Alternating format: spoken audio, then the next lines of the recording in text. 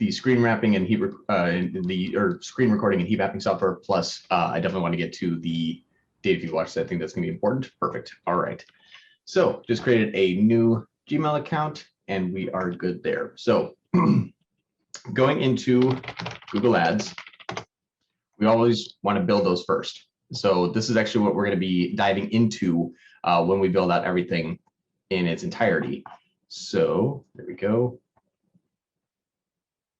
Perfect. So again, brand new to Google Ads. If you don't have one, if you didn't follow along, if you haven't set it up yet, this is going to be new for you. If you did follow along and you did set it up, this would be a little bit redundant.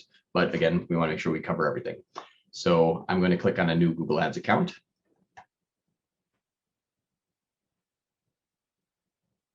Again, when you first create your account, you want to ignore this area here and then switch to expert mode down here. Otherwise, this is going to be going to the old Google Ads Express, which is just completely smart mode. So we're going to switch to the expert mode. Right now, for now, I'm going to just create the account without a campaign so that we can kind of go through this a little bit quicker. In Phoenix, perfect. Congrats. All right, now we have a Google Ads account. We're going to go to Google Merchant Center. Actually, I'm going to do Google Tag Manager first.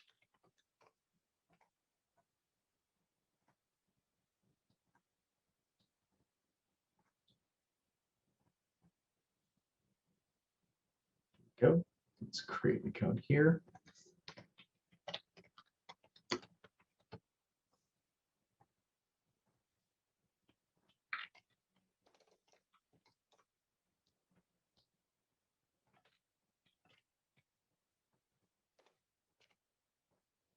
Right. Create my Tag Manager account.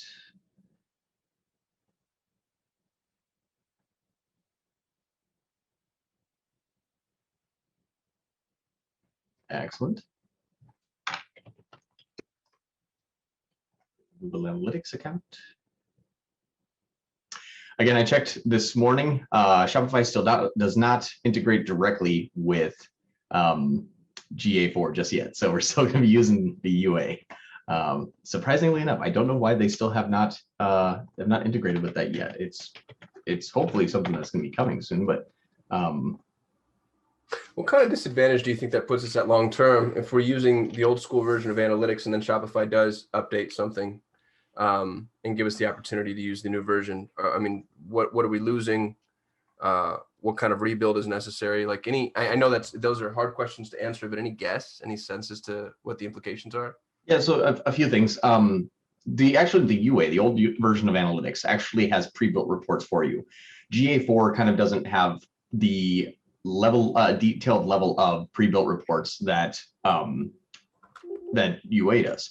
So the main difference is if you wanted to use kind of the standard reports that there's a ton of information out there for, UA, in my opinion, the universal code of analytics is actually better than GA4. The main difference, though, is instead of it identifying each individual visit as a new visit, it's basically stringing along one user.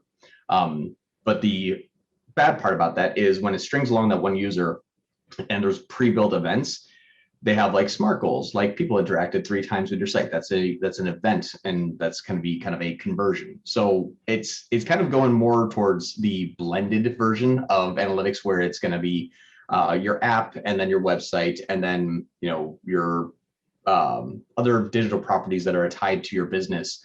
That, in my opinion, I don't see a big benefit. I'm probably still going to be using UA for a very, very long time. I have no reason to use GA4, in my opinion. There's the pre-built reports that are in UA, and looking at them individually, like how many people came today and what they did, in my opinion, is a lot better than the GA4 of saying like there's still this group of audience and some did not visit today. It's a kind of an odd way of looking at it. I don't see the value in it just yet. I still like just the universal analytics property. Yeah, I think Google's going to deprecate it at some point. They're in the bad habit of taking away things that we like. Yeah. Yeah. And we're going to be forced to use it, but I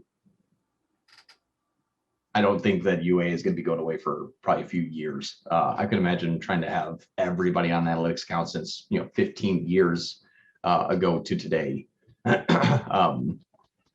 And so I'm saying it sucks that you can't even manually put the code in the theme for GA, which we tried, y'all. live and found out the hard way. Yeah. Carlos is asking, GA4 is better for mobile tracking. I would say that it's interesting. It's GA4 is probably better for mobile tracking. I don't like not knowing I don't like stringing along those users. When you're looking at omni-channel marketing, I like the referrals. I like the referral sources, and I like the reports the referral sources give. A direct organic and a paid visit individually, and looking at the top conversion path, that I have not found top conversion path inside of GA4. It might be there. I haven't used it extensively, just because we are using it for our clients, and I have not found anything inside of GA4 that I would say is better. I still like knowing a little bit more granularity, in my opinion, I guess, than the I guess, how would I say this, rather than a blended version. But GA4 has to be, it's a preemptive move for Flock, right? I mean, there's no other explanation for it.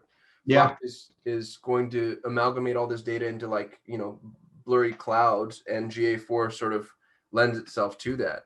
And yeah, they're just forcing us all in that direction. Michael's saying, is there any reason not to add GA4 code through GTM now, just so that it's at least collecting data? You could. My opinion would be maybe take down an instance of GA4 first, place the code on the side alongside of UA, rather than using GA4 and then linking. And linking inside of analytics. When you have GA4, you can link. You'll see, like, here, connected site tags. So load tags for digital properties. Using this properties on page global site tag, you can actually link it to the old version of UA UA instead of GA4. When you do that, though, you are kind of linking those things permanently together. So maybe take down just a dummy instance of GA4 and play around with it. I've taken down 2 of them so far, or 2 instances, and I've used them a little bit, but and it might be just me being like kind of an old dog that doesn't want to learn a new trick kind of thing. I don't see the major benefits yet of GA4. I'm not saying that it won't be, but again, I think to Cosm's point, it's a prerequisite for Flock that I think is giving you less visibility, because Google is going to try to push away from the privacy issues that they think that they might be running into, that is spawning Flock. So just trying to pretend that they're not causing the privacy issues. Right. All right, so just took down analytics, and just as an FYI, I just stuck the analytic code here for my new Google Analytics account, right inside of here. A brief explanation, y'all, as to the reason for some of the redundancy. I know we went over a lot of this in 3x Shopify. John's teaching a different way to set up conversion tracking today, which is really important to know, especially if you're not on Shopify. And so this, for 3x Shopify, we used the app. For this training, we don't want to use the app because we want to be more comprehensive, which I think even if you're on a Shopify store, is probably really important for you to know, because it tends to be, I think it connects the dots from a foundational perspective of what we're doing, and then also helps you troubleshoot yourself a little bit better, and makes it a little bit more expansive, so you're not at the mercy of Shopify later if anything goes wrong. Yep, and also someone, I think, had a app that they said, well, I used the app before, and then I didn't, I uninstalled it. And then when you reinstall the app, the conversion tracking sometimes doesn't come back. We've had this a few times with clients. They're like, oh yeah, I used that back last year, and I removed it. And now when we turn on those conversion actions, they don't simply just pop back up. So reconnecting the app, the 2 things that come from the Shopify app are the feed and then conversion tracking. We're going to be using the feed from Day4 Watch today, and we're going to be setting up conversion tracking manually. So it's kind of, just kind of getting to that point to kind of share that with you. All right, tag manager. I'm going to grab my tag manager code here.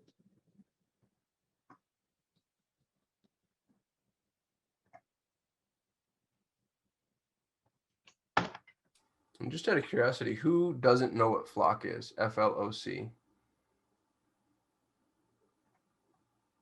I've seen a couple hands go up.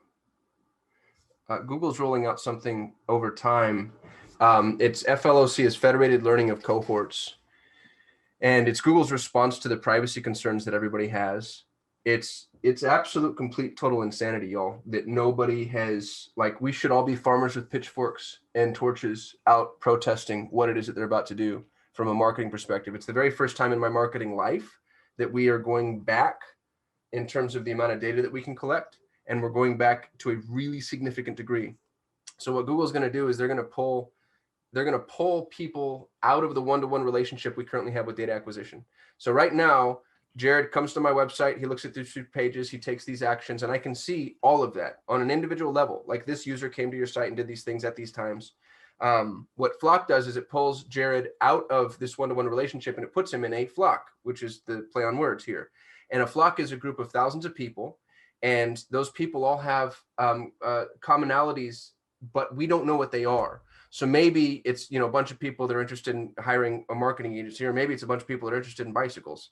And then what Google says is, instead of saying Jared came at this date and looked at these pages and did these things, it says that in this window of time, a user from this flock may have come to your site, may have looked at a few of these pages, and may have done some of these things. But here's the worst part. They're seeding in noise, meaning they're going to give you false positives, pages that Jared didn't go to, or holding back some pages that he did, actions that he didn't take, or holding back some of the actions that he did, etc. And so for large scale advertisers, and Google has come out and said that they've already run the beta tests and you only lose about 10% of your data. The problem is when you look at the beta tests that they're running, they're looking at people that are spending, tens, if not hundreds of thousands of dollars a month, which means that they're acquiring enough data for the algorithmic learning to be able to fill in the blanks. For all of us, every single one of our average client spend is $7,500 a month. We play in a very small pond. It's why we're good at this. All of those advertisers suffer, because if you're not spending into the ecosystem, you're not acquiring enough data to fill in the gaps. And it's going to end up causing pretty significant problems, I think, for smaller advertisers. It's rolling out over time too. So we're the frog in the boiling pot of water right now. But it's Google's attempt at protecting people's privacy, which is absolutely, completely freaking hysterical, because what they've done, it's brilliant. It's brilliant in the whole world has privacy concerns. And what Google has done is they haven't said, okay, we won't track any of this sensitive information. Instead, they've said, we're still tracking it. We're just not going to give it to these guys. And for some reason, everybody goes, oh, okay, thank you. Like, Google has treated themselves as though they're the governing body and, the magnanimous, all authoritative king or whatever, and they're going to withhold the data from the advertisers. Here's where things go crazy. With Flock, there's something called a Flock ID. So I think, Google has yet to release what the dashboard's going to look like, but I think what's going to end up happening is you're going to see gold rushes on specific Flock IDs. As soon as we get a sense as to what flocks mean, like there's going to be a flock for people interested in buying a new house, right? And as soon as we know what that is, you're going to have people bidding specifically on specific Flock IDs. So that's going to commoditize people in a certain type of way. But here's where things get crazy, is if somebody's using fingerprinting, which is a form of tracking digitally that allows you to identify who people are based off of other factors outside of just their session ID or cookies. So you're looking at things like their OS, their IP address, their device types, their storage, some of the stuff that's accessible to you when somebody visits or pings your server. You can actually identify, I could be like, oh, that's this. Well, here's what's crazy, is if I can connect the fingerprint to the Flock and Google's showing me the Flock ID, not only do I have all the information that I would have had pre-Flock, but I actually have all the Flock information as well, including Neha's subsequent and peripheral interests. So in trying to protect our privacy, Google has created an ecosystem where, for people that are using, now again, Google comes out and says, don't use fingerprinting, it's against our terms of service, but they can't stop people from doing that. So Google's come out and basically like enabling the criminals and saying, anybody who is using this thing that we can't track and or stop right now is going to have access to even more data, which again causes a bunch of issues. But the implications for us, especially from a smart shopping perspective, could be pretty staggering. Again, we have, according to them, until the mid to late 2022, but I don't know how this contends with things like dynamic remarketing.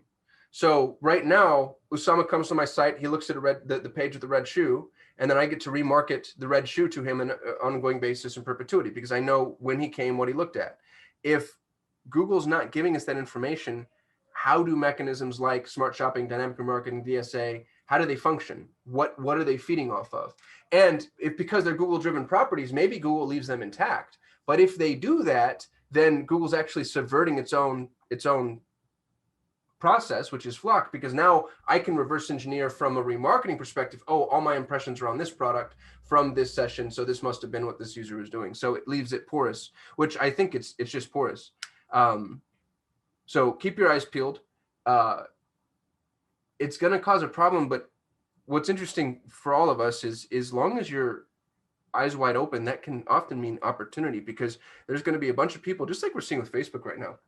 There's a bunch of people right now trying to spend money in Facebook the way that they used to, which is stupid, and they're wasting money. It leaves really significant opportunity for new advertisers that are willing to pivot.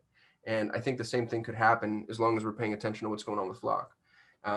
Hopefully the impacts aren't as staggering as, I mean, I'd love to just say later that I was Chicken Little and I was freaking out for no reason. But they're basically taking away all the data from us and telling us that they're going to provide us with the data that they think we need. So it's Google's, on their ongoing march to automated, management and bid structure and whatever. This is the master stroke. Osama says, so it's a double-edged sword. If you end up in the right flock, you're making money, but if you end up targeting the wrong flock, you're losing. That's exactly right. And you don't want to be too quick with your assumptions, because they're not telling you. You have to learn everything intrinsically based off of conversions and conversion values.